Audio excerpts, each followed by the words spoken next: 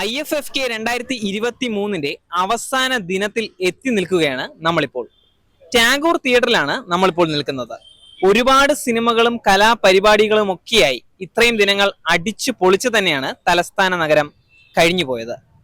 എന്തൊക്കെയാണ് എങ്ങനെയൊക്കെയാണ് ആളുകൾ ആഘോഷിച്ചത് എന്ന് നമുക്ക് ഇവിടുത്തെ IFFK ഡെലിഗേറ്റ്സിനോട് തന്നെ ചോദിച്ചറിയാം. എങ്ങനെയുണ്ടായിരുന്നു സാർ ഇത്തവണത്തെ IFFK? വലിയ കുഴപ്പമില്ലായിരുന്നു. ഞാൻ വളരെ കുറച്ച് സിനിമകൾ കണ്ടുള്ളൂ. എൻ്റെ ഒരു പുസ്തകത്തിന്റെ കൈമാറ്റവുമായി ബന്ധപ്പെട്ടാണ്. എൻ്റെ പുസ്തകം നമുക്കിനിയും പുറത്തിനും സംസാരിക്കാം എന്ന കവിതാ സമാഹാരം പുറത്തിറങ്ങി. അത് കുറെ ആൾക്കാർക്ക് കൊടുത്തു. കവിതാ ആസ്വാദകർ, സിനിമാ ആസ്വാദകർ, മറ്റ് ഇതര മേഖലയിൽ പ്രവർത്തിക്കുന്ന സാഹിത്യ ആസ്വാദകർക്കെല്ലാം കൈമാറി. വലിയ ഭംഗിയായിട്ട് നടന്നുകൊണ്ടിരിക്കുക 10-23 വർഷമായിട്ട്. അതിന്റെ ഒത്തിരി പഠന വിദ്യാർത്ഥികൾ ചലച്ചിത്രത്തെ കുറിച്ചുള്ള അവബോധം സൃഷ്ടിക്കാൻ ഈ IFFK കഴിയുന്നുണ്ട്. അത് തന്നെ വലിയ കാര്യം തന്നെയാണ്. ഞാൻ ആദ്യമായിട്ട് വരുക. നല്ലൊരു അനുഭവം തീർച്ചയായും.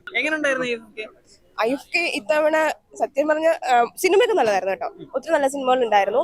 ആൾക്കാർ സിനിമ കാണാൻ വേണ്ടി മാത്രം വന്ന ഒരുപാട് ആൾക്കാരുണ്ട്. എനിക്ക് ആഗ്രഹമാണ് കണ്ടതിൽ ഏറ്റവും ഇഷ്ടപ്പെട്ട ആഗ്രഹം ഇഷ്ടപ്പെട്ടു. പിന്നെ പണിഷ്മെന്റ് ഇഷ്ടപ്പെട്ടു. പിന്നെ നമ്മുടെ ഇതായിരുന്നു ആട്ടം മൂവി. ജാനുവരി റിലീസാണല്ലോ അതിന്റെ. പക്ഷെ ടാഗോറിന്റെ ഒരു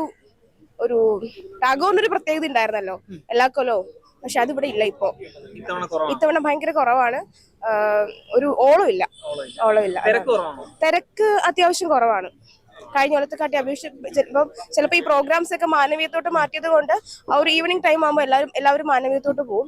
പക്ഷെ ഈ ടാഗോറിന് ഒരു പ്രത്യേക ഒരു ഭംഗി ഉണ്ടായിരുന്നു, വൈബ് ഉണ്ടായിരുന്നു. അതിപ്പോ ഇവിടെ ഇല്ല. അതാണ്. IFFK എന്നും പൊളി തന്നെയാണ്. ഇപ്പൊ ഞാൻ 6ാമത്തെ പ്രാവശ്യം IFFK വരുന്നത്. പ്രാവശ്യം രജിസ്റ്റർ ചെയ്യാൻ പറ്റിയില്ല. 2 ദിവസം വന്നിട്ട് പോകാനുള്ള കണ്ടീഷനിൽ വന്നത്. എപ്പം വന്നാലും നല്ല വൈബാണ് ഇവിടെ. അതാണ് IFFK ഒഴിച്ചുവിടാൻ പറ്റൂല. എല്ലാ വർഷവും ഞാൻ ഇവിടെ ഉണ്ടാവും. അതാണ് എന്റെ. ഇവിടെ നല്ല കുഴപ്പമില്ല. സുഹൃബന്ധങ്ങളുണ്ട്, ഇഷ്ടംപോലെ ഉണ്ട്. ഇവിടെ വന്നിട്ട് സുഹൃത്തായ ആൾക്കാരുണ്ട്, അല്ലാതെയുള്ള ആൾക്കാരുണ്ട്, കുറെ പേരുണ്ട്. ശരി. ഒന്നും പറയാനില്ല. വന്ന് കണ്ടു കഴിഞ്ഞപ്പോഴാണ് ഇത്രയും വൈബ്. ആദ്യമായിട്ടാ. ഇനി എല്ലാ വർഷവും കണ്ടിന്യൂസ് വരും. എൻ്റെ പേര് ആൻസി എന്നാണ്. ഞാൻ IFFK ഇപ്പോൾ ഒരു 3ാമത്തെ പ്രാവശ്യമാണ് അറ്റൻഡ് ചെയ്യുന്നത്. ഫസ്റ്റ് ടൈം വന്നപ്പോൾ ഉണ്ടായിരുന്ന എക്സ്പീരിയൻസിൽ നിന്ന് ഒരുപാട് ഡിഫറെൻ്റ് ആയിട്ടാണ് എനിക്ക് ഇപ്പോൾ ഫീൽ ചെയ്യുന്നത്. കാരണം കൾച്ചറൽ പ്രോഗ്രാംസ് ഒക്കെ മാനവീയത്തിലേക്ക് മാറ്റിയിരുന്നല്ലോ. അപ്പോൾ അതുകൊണ്ട് തന്നെ നമുക്ക് ഇവിടെ ആ ഒരു IFFKയുടെ വൈബ് കിട്ടുന്നില്ല. പേഴ്സണലി എനിക്ക് ഫീൽ ചെയ്താണ്. കാരണം നമ്മൾ പാട്ടും ഡാൻസും പിന്നെ കുറേ ഡിസ്കഷൻസും ഒക്കെ ആയിട്ടുണ്ടായിരുന്ന ഒരു ടാഗോർ അല്ല ഇപ്പം എനിക്ക് ഫീൽ ചെയ്യുന്നത്. മുൻപത്തെ പ്രാവശ്യത്തെ IFFK പോലെയല്ല എനിക്കിപ്പോൾ ഫീൽ ചെയ്യുന്നത്. മാനവീയത്തിൽ അടിപൊളിയാണ്. എങ്കിലും ഇവിടെ എനിക്കൊരു ചെറിയ വൈബ് കുറവ് തോന്നുന്നുണ്ട്. സിനിമകൾ കുറെ കണ്ടു. നല്ല സെലക്ഷൻസ് ഉണ്ട് മൂവീസ്. എനിക്ക് ആട്ടം വളരെ ഇഷ്ടപ്പെട്ടു. പിന്നെ അഗ്ര എന്ന് പറഞ്ഞൊരു മൂവി ഭയങ്കര ഇഷ്ടമായി. അങ്ങനെ കുറെ മലയാള സിനിമകൾ കണ്ടു. നല്ല സെലക്ഷൻസ് ഉണ്ട്. സിനിമകൾ മുൻപത്തേക്കാളും നല്ല സെലക്റ്റീവ് ആണെന്ന് എനിക്ക് തോന്നി.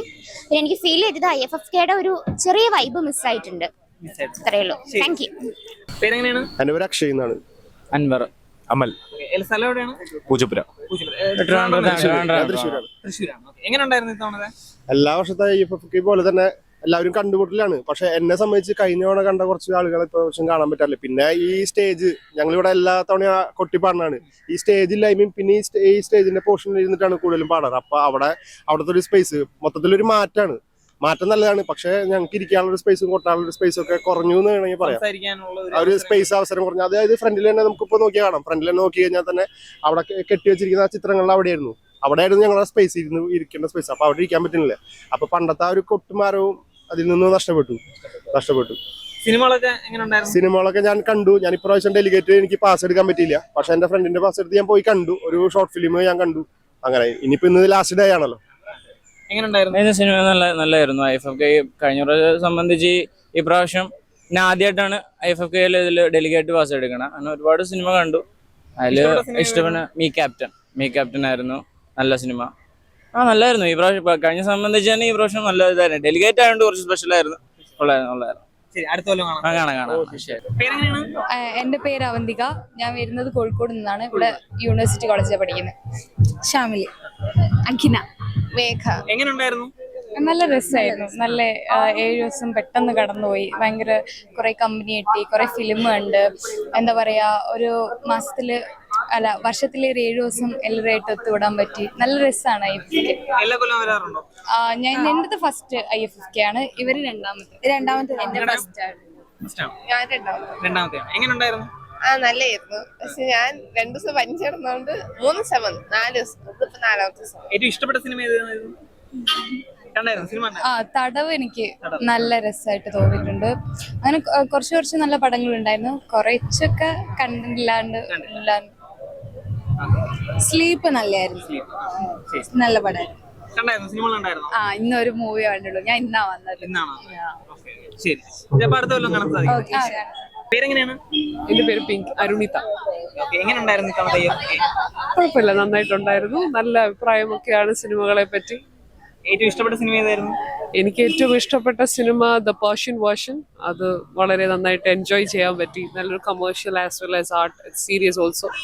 It's a nice film. Yeah, എല്ലാ കൊല്ലം വരാറുണ്ടോ? എല്ലാ കൊല്ലം വരാറുണ്ട്. അതെ, ശരി ശരി. It's amazing. ഏതായിരുന്നു ഇഷ്ടപ്പെട്ട സിനിമ? ഏതായിരുന്നു സിനിമ? 2-3 ഉണ്ടായിരുന്നു. എയർ ഫ്രയർ ഉണ്ടായിരുന്നു, കൂടാതെ 2-3 വളരെ ന്യൂ മൂവീസ് 22 അതാണല്ലോ പുതിയത്, എല്ലാം പുതിയ. പിന്നെ ഇറ്റ്സ് വണ്ടർഫുൾ. 2023 IFFK അവസാന ദിനവും അങ്ങനെ കഴിഞ്ഞിരിക്കുകയാണ്. ഇത്തിരി പരിഭവങ്ങളും ഒത്തിരി സന്തോഷങ്ങളുമായാണ് ജനങ്ങൾ ഇപ്പോൾ പിരിയുന്നത്. ഇനി അടുത്ത കൊല്ലം നമുക്ക് കാണാം. ക്യാമറമാൻ സുധീഷ് വെള്ളാഞ്ചിറയ്ക്കും സാരഥി അരുണിനുമൊപ്പം റിപ്പോർട്ടർ വിഷ്ണു ശങ്കർ. നേരിന്റെ വാർത്തകൾ നിങ്ങളുടെ വിരൽത്തുമ്പിൽ എത്താനായി സാക് ന്യൂസ് ചാനൽ സബ്സ്ക്രൈബ് ചെയ്തും ഷെയർ ചെയ്തും ഒരു ശരിയായ മാധ്യമ നിലപാടിന് നിൽക്കാൻ ഞങ്ങൾ നിങ്ങളെ ക്ഷണിക്കുന്നു.